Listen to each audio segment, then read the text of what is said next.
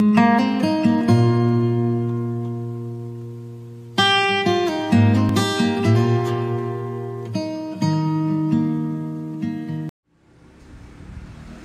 vamos meditar na doutrina que nós ouviremos hoje, começando pela leitura do ensino do catecismo acerca do 10º mandamento. Então nós estamos numa série de pregações dos 10 mandamentos e vamos encerrar nessa pregação, essa série. Então no domingo 34 do catecismo de Heidelberg, os visitantes podem acompanhar pelo boletim, tem aí no boletim. Dia do seu 44. Pergunta e resposta 113. O que exige de nós o 10º mandamento? Que nem o mais leve pensamento ou desejo contrário a qualquer mandamento de Deus jamais deveria surgir em nosso coração. Antes, de todo o coração, devemos sempre odiar todo o pecado e nos deleitar em toda a justiça. Pergunta e resposta 114. Mas os que se converteram a Deus são capazes de guardar esses mandamentos perfeitamente? Não. Nessa vida, até mesmo os mais santos têm apenas um leve começo dessa obediência. Mesmo assim, com sincero fervor e propósito, eles começam a viver não apenas segundo alguns mandamentos de Deus, mas conforme todos eles. Pergunta e resposta 115. Se nesta vida ninguém consegue obedecer perfeitamente os 10 mandamentos, por que Deus manda que sejam pregados com tanto rigor? Primeiro, para que ao longo da nossa vida possamos cada vez mais estar conscientes da nossa natureza pecaminosa e assim buscarmos com mais fervor o perdão dos pecados e a justiça de Cristo. Segundo, para que, ao orarmos a Deus pela graça do Espírito Santo, jamais deixemos de batalhar para sermos cada vez mais renovados à imagem de Deus, até que, após esta vida, alcancemos o alvo da perfeição. Agora, como nós temos feito, vamos a Gênesis capítulo 3, e nós temos procurado demonstrar como os 10 mandamentos estão enraizados no grande mandamento que Deus deu no início ao homem, quando prometeu vida pela obediência e castigo pela desobediência. Então isso está nos 10 mandamentos, que depois é ampliado em Deuteronômio 28 nas promessas e maldições da aliança, mas eles estão já aqui no botãozinho de flor que ainda nem desabrochou, mas já está realmente aqui dentro. Então vamos ler o capítulo 3, versículos 1 a 7, que descreve o pecado dos nossos primeiros pais. Mas a serpente, mais sagaz que todos os animais selváticos que o Senhor Deus tinha feito, disse à mulher: é assim que Deus disse: não comereis de toda a árvore do jardim? Respondeu-lhe a mulher: do fruto das árvores do jardim podemos comer, mas do fruto da árvore que está no meio do jardim, disse Deus, dele não comereis nem tocareis nele, para que não morrais. Então a serpente disse à mulher: é certo que não morrereis, porque Deus sabe que no dia em que dele comerdes, se vos abrirão os olhos, e como Deus sereis conhecedores do bem e do mal. Vendo a mulher que a árvore era boa para se comer e agradável aos olhos, e árvore desejável para dar entendimento, tomou-lhe do fruto e comeu, e o deu também ao marido, e ele comeu. Abriram-se então os olhos de ambos, e percebendo que estavam nus, coseram folhas de figueira e fizeram cintas para si.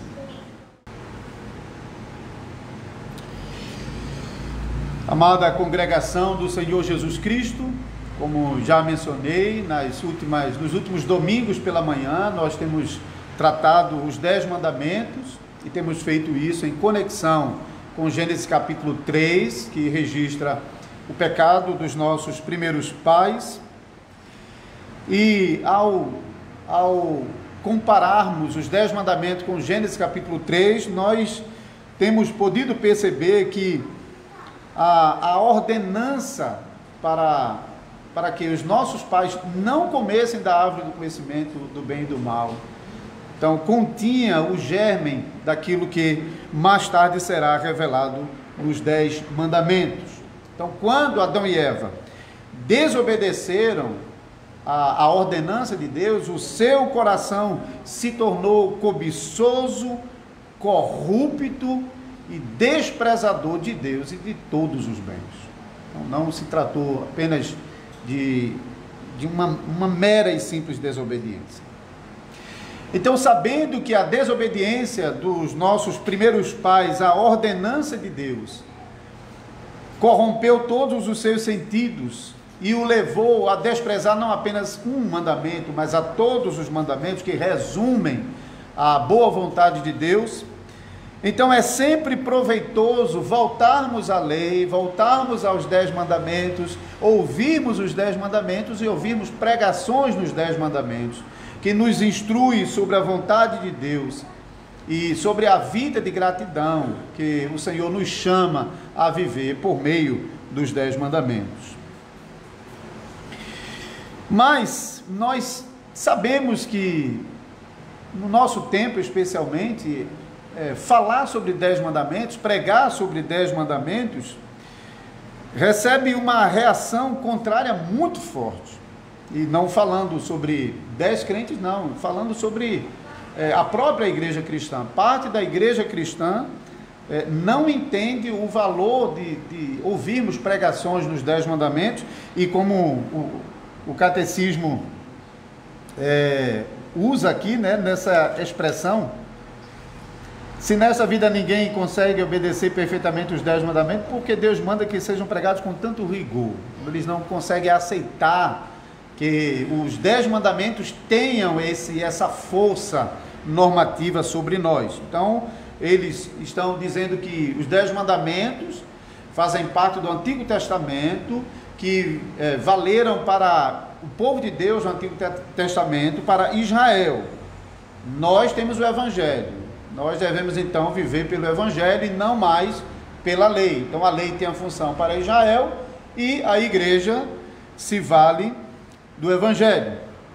Mas pense sobre isso. O que isso quer dizer? Quer dizer então que os nossos irmãos do passado não tinham o Evangelho?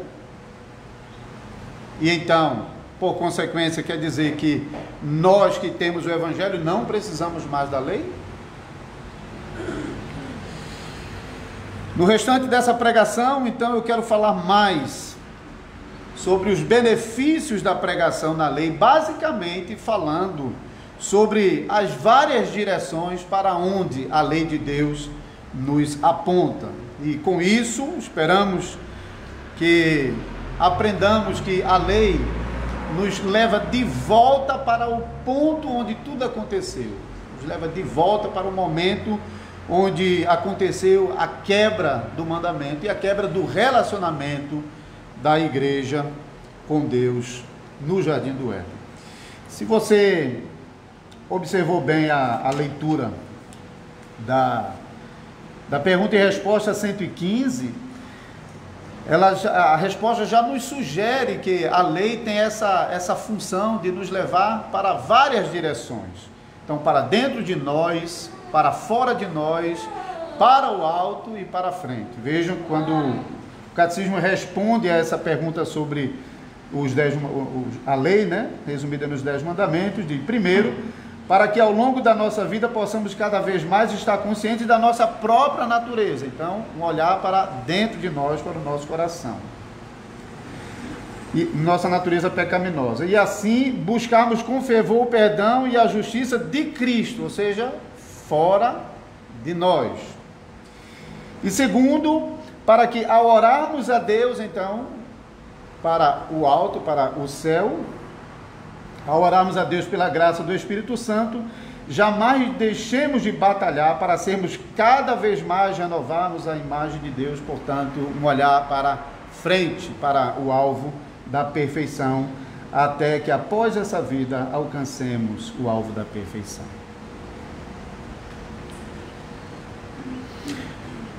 Os nossos primeiros pais, Adão e Eva, nos capítulos 1 e 2, falando sobre a criação, sobre a perfeição com que os nossos pais foram criados, não lhes faltava nada, eles foram dotados de todo o bem, foram cercados de todo o bem, de todos os dons preciosos. Os nossos primeiros pais, eles possuíam essa retidão e santidade por obra graciosa de Deus. Não, nem mesmo antes da queda eles tinham isso com base em seus próprios méritos, mas com base na graça de Deus. Mas o fato de que graciosamente eles foram dotados por Deus com essa retidão e santidade, eles podiam olhar para dentro do seu coração e ver no seu coração essa retidão e santidade.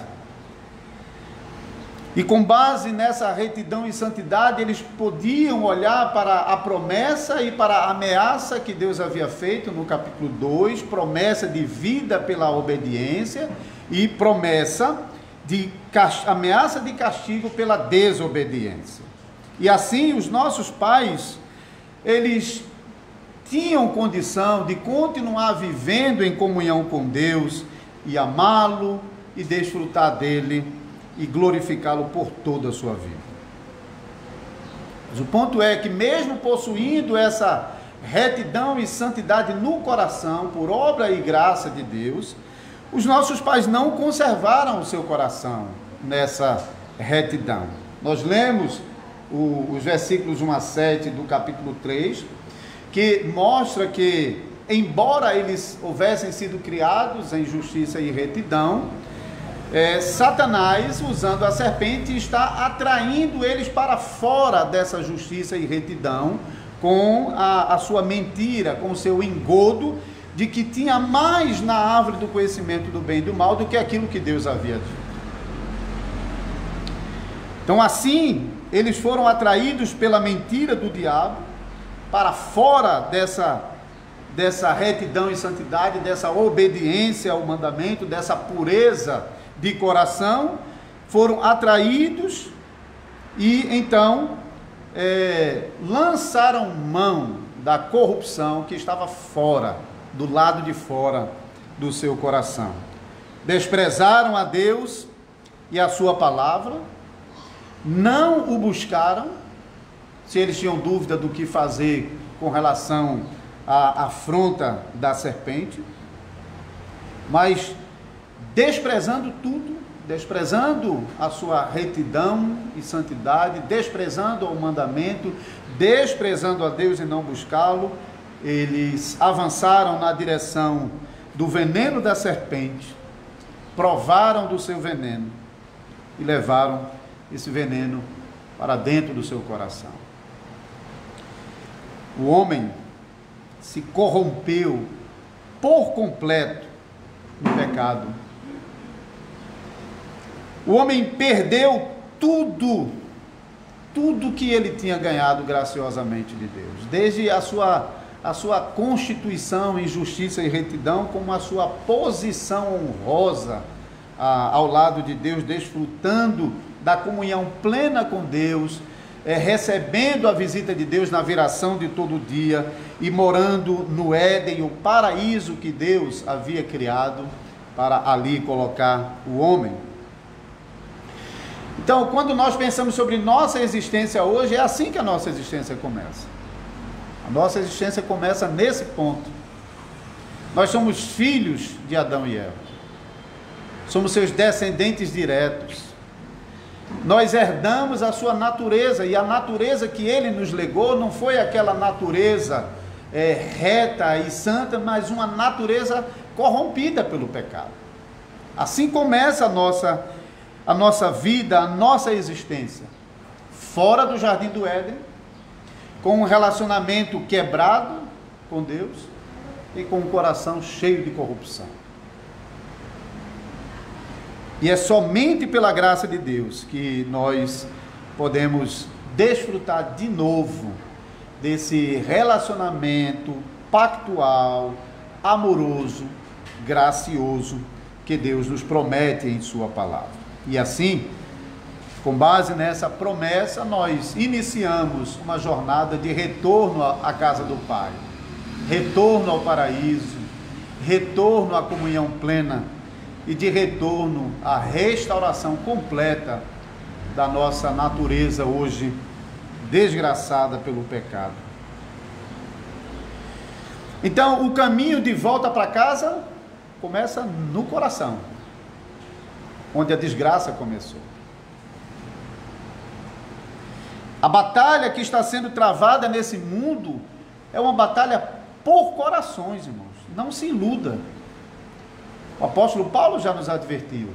Não é contra carne e sangue que nós temos que pelejar, mas é contra as hostes da maldade, contra a corrupção que domina sobre esse mundo e que se apoderou do coração dos homens. Então a nossa batalha é a batalha pelo nosso próprio coração. Como maridos, como marido ou mulher que tenha esposo ou esposa descrente, a nossa batalha é para ganhar o coração da nossa esposa ou do nosso esposo. Como pais, a nossa batalha é pelo coração dos nossos filhos. Por isso nós devemos ser zelosos em permear o coração do nosso esposo descrente, esposa descrente, dos nossos filhos, com os meios que aprendemos na palavra de Deus, os quais Deus usa nesse processo de ganhar o coração de pecadores, de converter coração de pecadores, de transformar coração de pecadores, de ressuscitar pecadores que estavam mortos em delitos e pecados. Por isso devemos não descansar nessa batalha, não arriar as nossas armas, mas diuturnamente devemos usar as armas da fé nessa peleja que é ferrenha. Nós muitas vezes falhamos, cansamos, desanimamos, arriamos as armas por um pouco de tempo. Os nossos inimigos não. O diabo não para.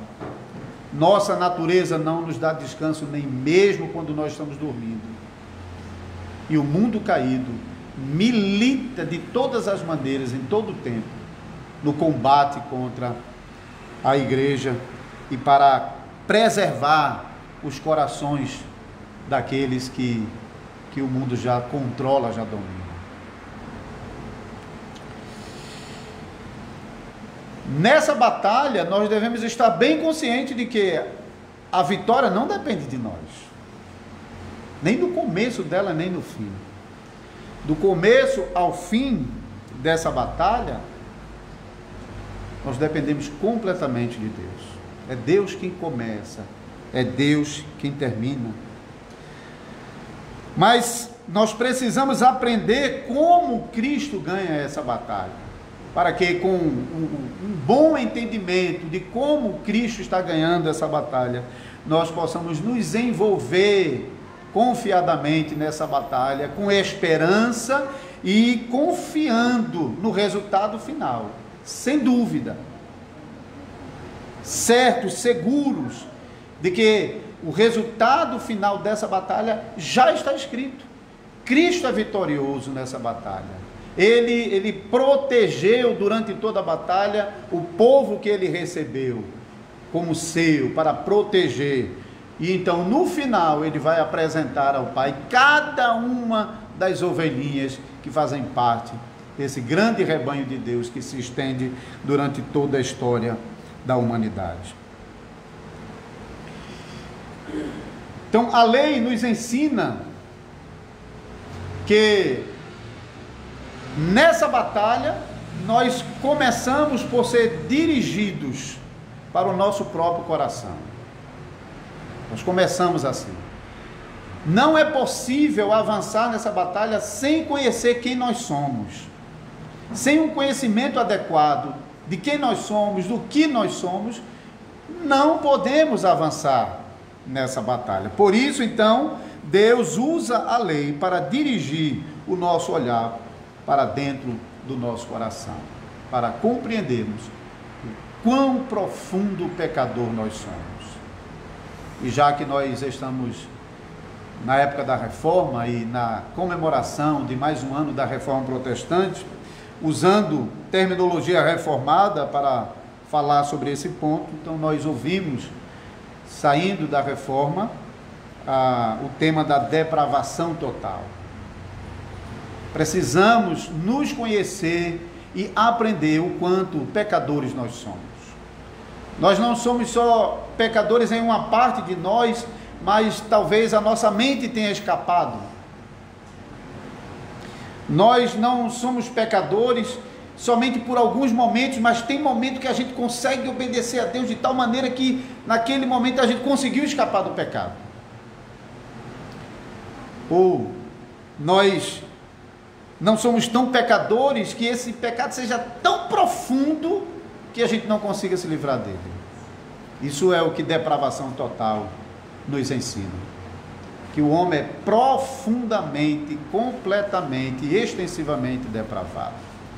Todas as suas faculdades, completamente e em todo o tempo. Não tem como escapar. Então, somente olhando para o nosso coração, orientado pela lei de Deus, é que nós podemos realmente obter um quadro realista da nossa natureza, de quem nós somos. Se nós, ao invés de recorrermos à lei para conhecer o nosso coração, a gente recorra a qualquer outro subterfúgio inventado pelo homem, então você sempre vai achar que existe alguém mais pecador do que você e menos pecador do que você, porque você, comparando com qualquer outra coisa, você vai olhar e vai dizer: rapaz, eu sei que eu sou pecador, mas assim, quando eu olho para esse camarada aqui, rapaz, eu também não sou assim não. A nossa tendência, quando a gente se compara com qualquer outro padrão que não a lei, a gente sempre vai achar que tem pecadores piores do que nós e pecadores melhores do que nós. Somente pela lei de Deus é que nós podemos ter um conhecimento claro daquilo que Jesus ensinou.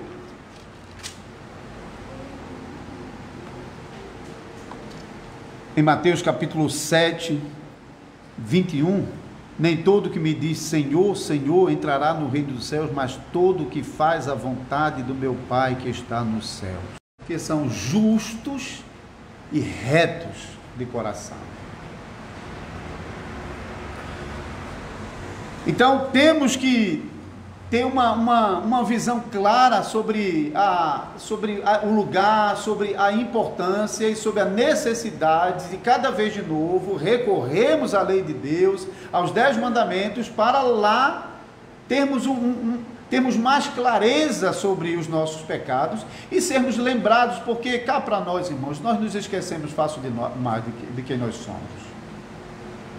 Mesmo que vocês saiam daqui hoje mais convictos do pecador que você é, durante a semana nós facilmente nos esquecemos de que nós somos esse pecador e nos iludimos com tudo que o mundo tem oferecido e ensinado como guia, como conduta, como padrão.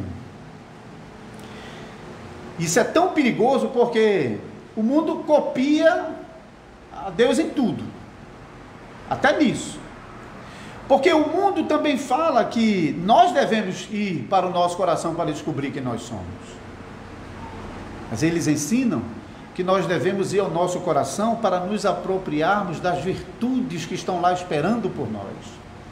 Isso é o que mais nós ouvimos, por exemplo, nesse momento, onde as mensagens de autoajuda e esses profissionais, esqueci até o nome agora aqui, coaching, esses profissionais, eles querem realmente lhe convencer que há tantas coisas dentro de vocês, boas, esperando por vocês, vocês só precisam ir lá e se apropriar. Você pode, você consegue, você é. É uma versão completamente corrompida do que é o ser humano, porque aprendemos pela palavra de Deus que mesmo os resquícios de coisas boas que ainda de vez em quando se mostram em nosso coração, eles são corrompidos na essência, na fonte, de modo que eles brotam corrompidos, por mais que tenham qualquer aparência de boa. Isso é o erro fatal do socialismo baseado no marxismo, que subestima a natureza do homem. Porque eles partem do princípio de que o homem não é tão mau assim. E com base nisso ele desenvolve toda uma filosofia. Então aqui já no princípio já indica duas direções completamente opostas. Se você parte de um pressuposto de que a natureza do homem não é tão corrompida assim, há muitas coisas boas que ele pode fazer, e por que não batalhar pela sua própria salvação? E isso ganha não apenas o mundo, mas até mesmo igrejas. Enquanto aprendemos que o coração do homem é corrupto, Gênesis, avançando um pouquinho, para o capítulo 6, versículo 5, viu o Senhor que a maldade do homem se havia multiplicado na terra, e que era continuamente mal, todos os desígnios do coração. Sempre, todos na fonte, não escapamos dessa dura realidade. Podemos lamentar e nos entristecermos por isso, mas não podemos fugir disso. E o entristecimento e o lamento faz parte do verdadeiro arrependimento. Então, cuidado com a propaganda anticristã que ensina essas coisas. Ensina as pessoas a olharem para dentro de si em busca de um tesouro de virtudes. Isso é enganador e mortal, porque foi a tática da serpente atrair os nossos pais para uma falsa virtude que não estava. A promessa de que tinha na desobediência mais do que Deus havia dito. Somente com a palavra de Deus é que nós podemos ter uma visão realista de nós mesmos. Algumas pessoas, e assim, até mesmo no ambiente reformado, eles vão dizer que é um pouco deprimente essa coisa de ficar falando somente sobre o pecado. E a gente até, acho que numa das páginas, que acho que foi o irmão Eduardo que mostrou recentemente, alguém fazendo um comentário criticando, não entendeu que isso é só o começo da nossa jornada. É claro que não pode. Seria realmente deprimente se tudo que você tivesse fosse olhar para os seus pecados e viver a vida toda lamentando, triste, chorando, angustiado. Isso seria realmente deprimente. Mas essa depressão, digamos assim, é o começo da verdadeira fé. Não exige verdadeiro arrependimento em corações que não se contristeçam com os seus pecados. Por isso, esse olhar para o pecado, para enxergá-lo, não apenas para vê-lo de longe, porque muitas vezes nós resistimos aí até onde a luz está apontando, e às vezes é suficiente para nós só dizer, não, eu reconheço que eu sou pecador. A gente não quer não quer seguir a luz e ir até onde a luz da palavra de Deus está apontando, porque a gente não quer ser confrontado com os nossos pecados particulares. Prefere deixá-lo lá guardadinho, escondidinho, enquanto reconhecem geralmente que são pecadores.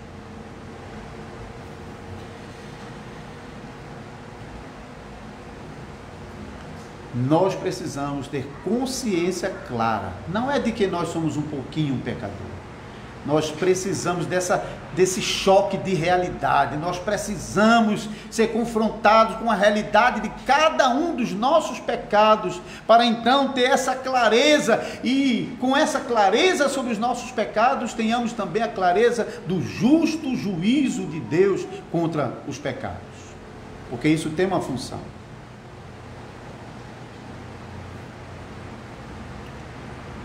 Precisamos reconhecer que nesse estado que nos encontramos de pecado, debaixo da justa ira de Deus, a gente está perdido. Se a gente não mudar essa situação, se a gente não conseguir de alguma maneira mudar essa situação, a gente está perdido.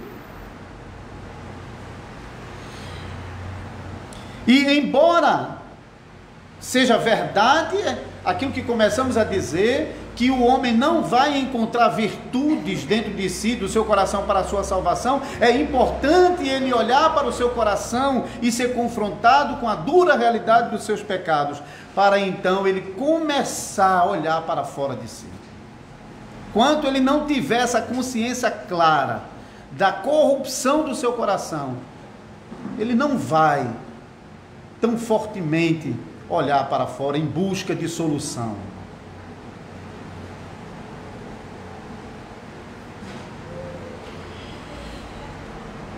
Mas considerando que esse pecador, ele não está simplesmente por causa de uma consciência culpada, golpeada, reconhecendo que é um pecador, a gente de vez em quando vê na Bíblia certa consciência de pecado que, se a gente não conhecesse o final da história, a gente poderia achar, rapaz, será que aqui é verdadeiro arrependimento? No caso de Judas, que reconheceu, ele disse, eu pequei traindo sangue inocente. Mas nós conhecemos o final da história. Ele não era arrependimento sincero, embora para a própria condenação e sofrimento dele, o Espírito Santo o fez convencido do pecado que havia cometido e do mal que ele havia trazido sobre si mesmo. E antes mesmo de morrer, ele começou a sofrer por causa do seu pecado. Mas ele foi abandonado no seu pecado. Ele não foi conduzido para a salvação. Judas não foi.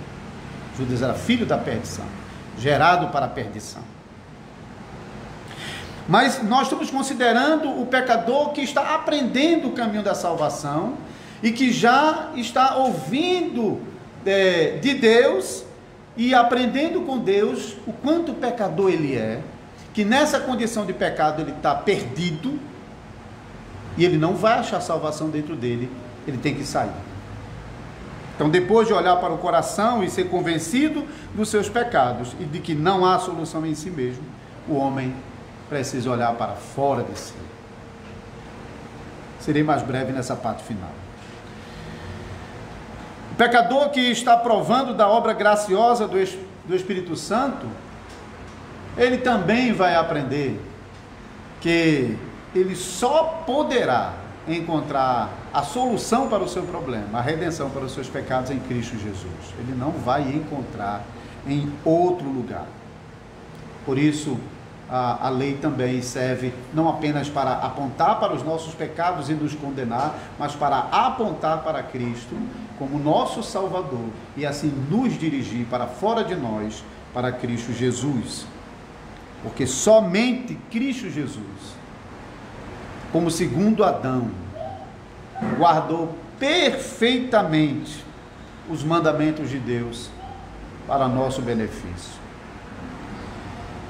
Quando Jesus foi tentado pelo diabo, com a mesma artimanha que o diabo aplicou sobre Adão e Eva, tentando atrair Jesus para fora da sua retidão e santidade, atraindo para que Jesus começasse a desejar aquilo que não era a vontade de Deus.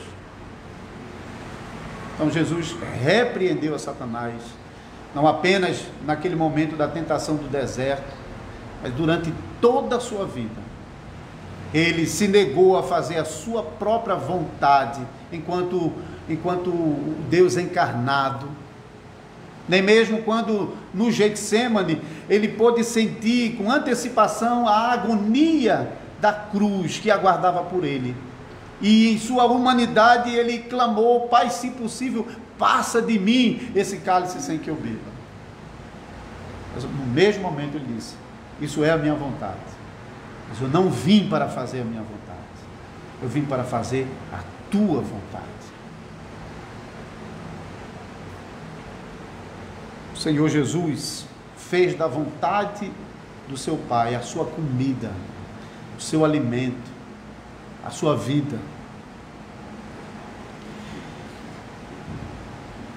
Então, qualquer pessoa pode encontrar a palavra Cristo na Bíblia, hein?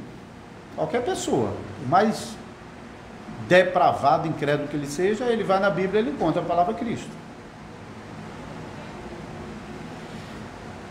Especialmente no Novo Testamento, né, que a palavra Cristo aparece mais especificamente no Novo Testamento, embora a Bíblia inteira, todo o Antigo Testamento, apontava para Cristo, usando os símbolos, profecias e outros termos. Nós veremos mais sobre isso na pregação de hoje à noite. Jesus é o Cristo prometido, o Cristo é o Messias prometido no Antigo Testamento. Nós veremos isso hoje à noite. Mas apesar de qualquer pessoa poder encontrar o nome Cristo na Bíblia, ninguém pode se encontrar com Cristo se o Pai não quiser e não conduzir o pecador até Cristo. Portanto, encontrar Cristo é obra misteriosa, poderosa, graciosa de Deus na vida de um pecador. É obra soberana do Pai. Essa é outra expressão que nós ouvimos a partir da reforma, hein? A salvação é obra soberana de Deus, do início ao fim. É Deus, segundo sua vontade, segundo o seu decreto. É Ele que conduz pecadores a Cristo, por meio da sua palavra e do seu Espírito Santo. Salvação somente em Cristo, solos Cristos.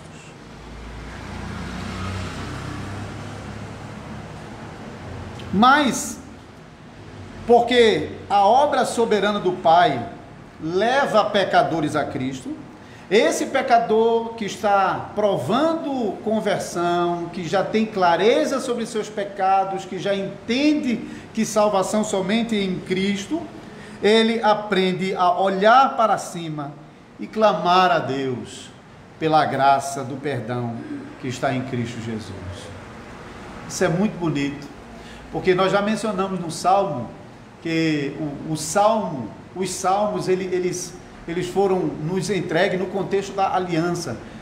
Então não são pecadores descrentes que estão clamando ali por perdão, são pecadores crentes.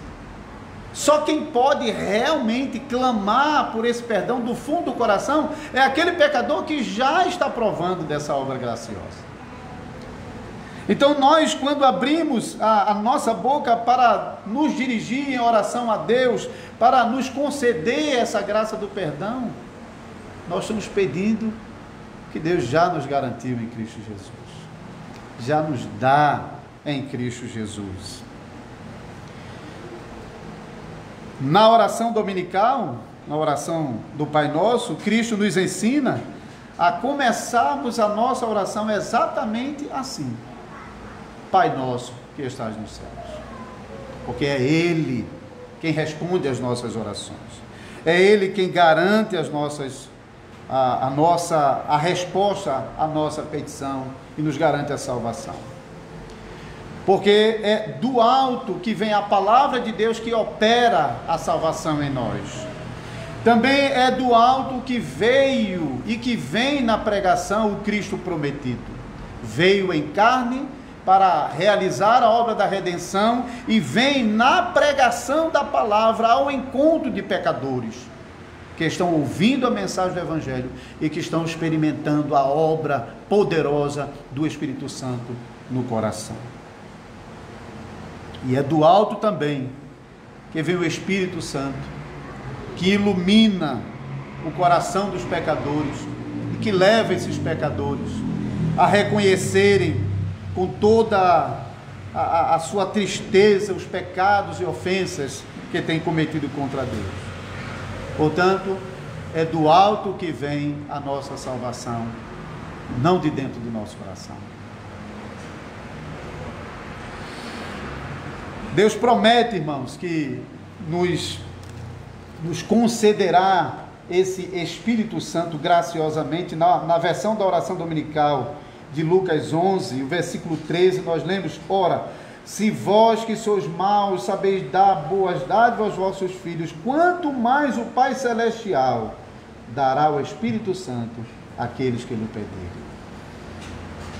Temos da parte de Deus a promessa segura de que quando nós clamarmos pelo Espírito Santo, certamente nós o receberemos, porque é promessa de Deus de que ninguém que vai a Ele, Ele lança fora. Isso é verdadeiro. Ninguém. Isso não é arminianismo, não. Que às vezes usa isso para dizer, está vendo? Qualquer um que buscar a Deus, Ele não lança fora. Mas não é isso que está dizendo. É aquele que vai a Deus, de jeito nenhum lança fora. Porque quem vai a Deus é exatamente aquele que Deus está trazendo para Ele, para Cristo Jesus.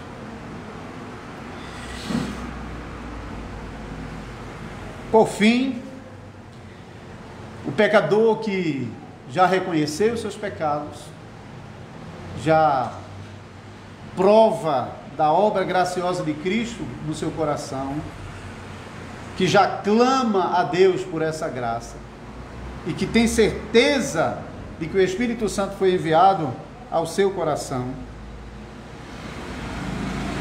ele agora tem um desejo forte no seu coração que ele não tinha antes. Um desejo de querer obedecer a Deus. Esse desejo não há no coração de um descrente. Não existe. Sinceramente falando, não. De fingimento, sim. Ou até por engano. Muitas vezes pessoas estão na igreja, frequentam igreja, se tornam membros de igrejas, sem nunca experimentar a verdadeira conversão.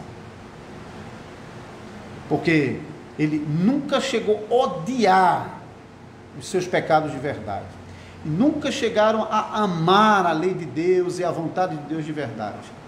Mas eles encontram na Bíblia muita coisa boa, muita regra moral boa, muitos conselhos bons. E com base nisso, muitas vezes, eles vêm para a igreja. Então eles não estão vindo porque estão sendo guiados pelo Espírito Santo, mas eles estão buscando os seus próprios interesses, mesmo que seja no nosso meio. Verdadeira conversão levará o pecador por esses caminhos, ao ponto de desejar ardentemente fazer a vontade de Deus. E como o catecismo fala aqui na última pergunta, para que ao longo da nossa vida possamos cada vez mais estar conscientes de nossa natureza pecaminosa e assim buscarmos com mais fervor o perdão dos pecados e a justiça de Cristo. E segundo, para que ao orarmos a Deus pela graça do Espírito Santo, jamais deixemos de batalhar para sermos cada vez mais renovados à imagem de Deus, até que após essa vida alcancemos o alvo da perfeição. Crente, esse que experimenta a conversão, ele está numa peleja, numa luta para alcançar essa perfeição. Todos os dias da vida dele é marcada pelo desejo de obedecer a Deus, de cumprir os mandamentos, mesmo quando ele está provando na sua vida que ele não consegue. A resposta à pergunta anterior, 114, diz: nessa vida até mesmo os mais santos têm apenas um leve começo dessa obediência. Tudo que nós temos agora nesse mundo pela obra do Espírito Santo é somente um leve começo dessa obediência. Mas tem. Esse leve começo é tudo para o crente. Esse leve começo é suficiente, como diz a continuação da resposta. Mesmo assim, com sincero fervor e propósito, eles começam a viver não apenas segundo alguns mandamentos de Deus, mas conforme todos eles. Mesmo que seja um leve começo de obediência, esse leve começo nos leva a querer obedecer todos os mandamentos de Deus, e por isso entramos numa batalha interminável. Não descansamos, sofremos nessa batalha. Como já vimos em uma pregação, em um dos Salmos de Lamentos, sofremos principalmente pelo nosso desejo de querer ser fiel a Deus. Quanto mais desejamos ser fiel a Deus, mais experimentaremos tribulação. Isso faz a diferença entre aqueles que estão na igreja muitas vezes, mas não amam a Deus e a sua palavra, e aqueles que amam e que desejam e que provam intensamente dessas graças, e por isso mesmo sofrem quando um leve pensamento pecaminoso lhe vem à mente. Isso já é angustiante. Quando ele não consegue impedir esse pensamento, ele sofre, e se ele leva esse pensamento adiante e cai na prática do pecado, o seu coração fica dilacerado. Não é porque ele tem medo que agora ele vai ser lançado no inferno, porque o coração que foi regenerado nunca perde a fé. E a fé, por mais fraca que seja, sabe que a sua salvação não depende de si mesmo. Sua salvação depende completamente de Deus. Por isso ele levanta mais uma vez o clamor do meio das cinzas, como muitas vezes nós vimos nos salmos de lamento. E nesse clamor confiam que, apesar dos seus muitos pecados, apesar de não conseguir evitá-los mais uma vez, ele espera que Deus lhe levante das cinzas, e espera pelo dia quando ele não vai mais ter de experimentar esses sofrimentos novamente.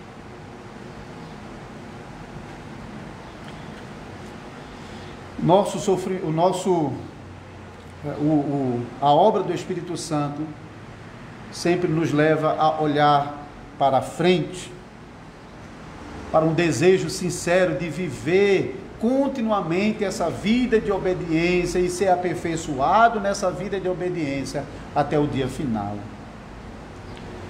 Buscamos uma perfeição que não conseguimos alcançar nessa vida por causa dos pecados que ainda estão presentes em nós. Nós somos perdoados. Não há mais nenhuma condenação. Mas o pecado mesmo ainda não foi removido de nós. Por isso, contra a nossa vontade, nós caímos em pecado. E embora a obra de Deus seja perfeitíssima, a fé seja perfeitíssima, a obra do Espírito Santo seja perfeitíssima, essa obra perfeita está sendo realizada em vasos de barro, quebrados, que não comportam essa perfeição. Por isso buscam pelo dia quando esse vaso de barro será refeito, como Deus prometeu à casa de Israel, o seu povo, na visão do oleiro. Então, naquele dia, nós provaremos que foi verdadeira a obra que o Espírito Santo, que nós começamos a provar por meio do Espírito Santo. Não pararemos pelo meio do caminho. A obra que Cristo começou a operar em nosso coração, Ele vai concluir. Nós lemos especialmente sobre isso em Filipenses, no capítulo 12.